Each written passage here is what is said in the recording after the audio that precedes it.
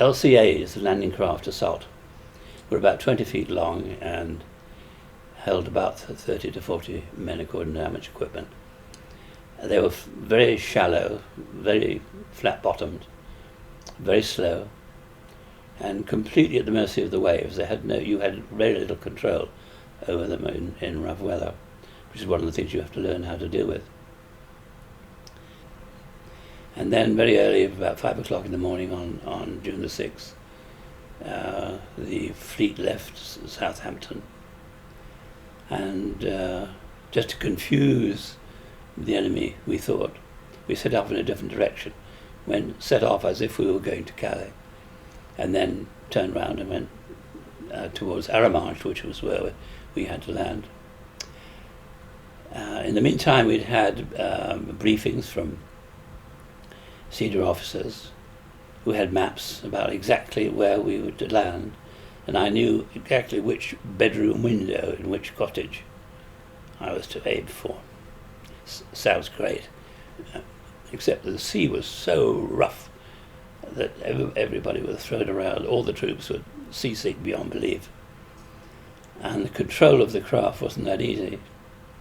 I think we got somewhere near where we were supposed to land, but on the very first landing, it suddenly came home to me in about the last 20 metres that it wasn't fun.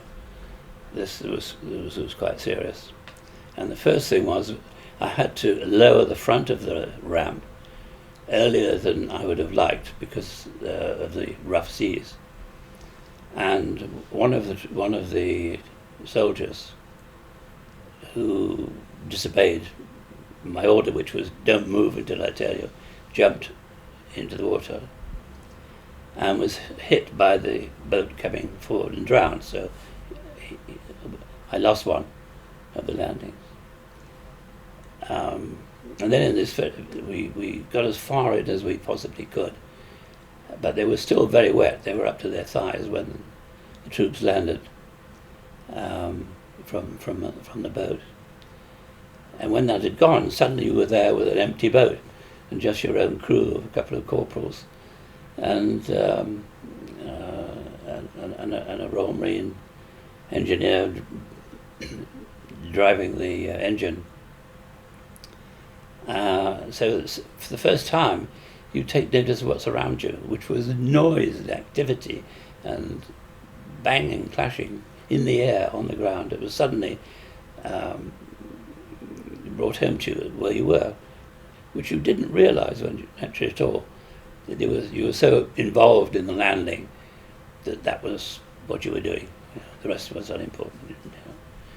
So then we went back to the boat and picked up another batch of soldiers and went back. We did this for about 4 days. And then on the fourth day, we went back, and there was no HMS Glenroy waiting for us. It had gone. And there was a Navy ship there who said Glenroy's had been towed into shallow water because it's been mined. Try and get yourself back to Southampton. And just near to us was a very large American Liberty ship. And so we waved to them and gave them all the signs that we wanted to be lifted onto their ship and taken back to So we did, with about most of our the 12 boats in our flotilla all got onto this landing craft and were shipped back to the UK. And that was the end of D-Day as far as we're concerned. For me, the most dramatic point was a soldier jumping off too early and getting drowned. I mean, that was a great shock to the system because that wasn't any part of the training we'd had. They didn't do that. So I think there was difficult to recall now, but probably there was a serious shock to me. Say, this isn't a game. This is something rather more serious. If people got frightened, there wouldn't be any wars. Everybody believes that it can happen to somebody else, but never to you. There are so many ships of every size you can think of,